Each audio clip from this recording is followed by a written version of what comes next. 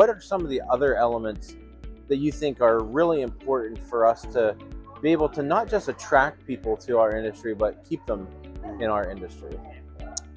Yeah, well, I think you want to keep them passionate about what we do.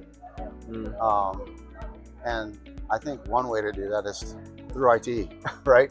I mean, there's no better way to um, provide technical support, networking opportunities, friendships than ITE brings to you, right? So I always encourage as much participation as possible, because I think that really does help in for me, the retainment part, because it's like, oh yeah, I can kind of see, yeah, this, and then you start to build these relationships. Um, So, in your role now as a professor for these, young and talented people, obviously, one of your roles is to help them get through school. But do you see it as your responsibility as being greater than that to this next generation?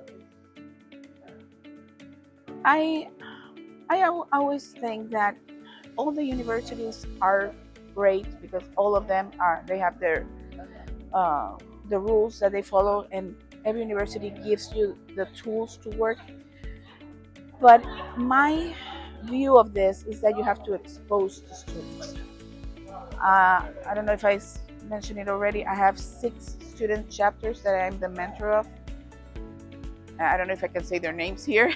Sure, you can. Yeah. American Concrete Institute, American Society of Civil Engineers, uh, in Transportation Engineers, American General Contractors, and I try for them to expose them to come meet people, see what all of this is about. Quarter of internships. I think internships give students a great opportunity to understand what the profession's like. I did an internship as a student with the Utah Department of Transportation, and it was very eye-opening, very life-changing as well in terms of guiding my career. But at the same time, I also want my students to, while they're a student, to be a student, gain the social skills, be part of a club, whether that's ITE or ASCE or whatever their profession is. Go to football games, go to the basketball games, be part of a community, so that when they leave that university, they have some experience in that as well. I love that question, and I think it's very important. It's impressive for me as a non-engineer to see PE, PTOE, RSP, IMSA, right, after people's names on LinkedIn and on their business cards. That shows a commitment and a continuing learning desire. However, a lot of my work over the last couple of decades has been with police and firefighters through traffic incident management programs. They have an entirely different set of goals and career paths, and they're very important in our world as well. So going back to where my heart and soul is in this transportation community is the outreach piece, the education piece, and from time to time the advocacy piece, right? As public agencies, a lot of public agencies don't really have the ability to advocate. They don't really have the ability to, lobby, quote unquote. They have to make a lot of their outreach in the form of education.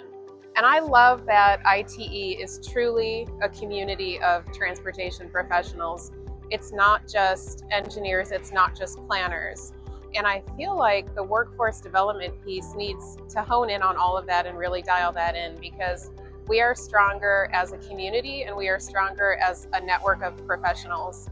If you were putting together a project team, you would not just have an engineer or a planner or a finance person or an admin person. You would need all of that, right? To have a successful project, you need to have a really robust, very talented project team. I think that's very important. Interesting project you're working on right now. Ooh, the most interesting. I still like doing we do what's called road safety audits.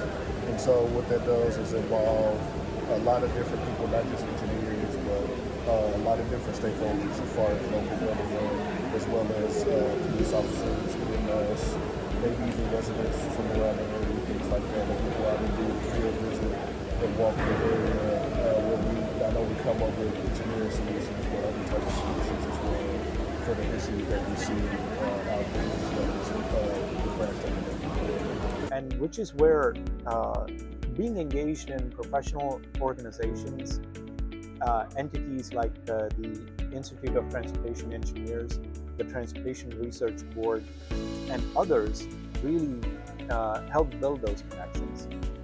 You heard recently that ITE was a founding member of the Engineering Workforce Consortium, a collection of 15 or so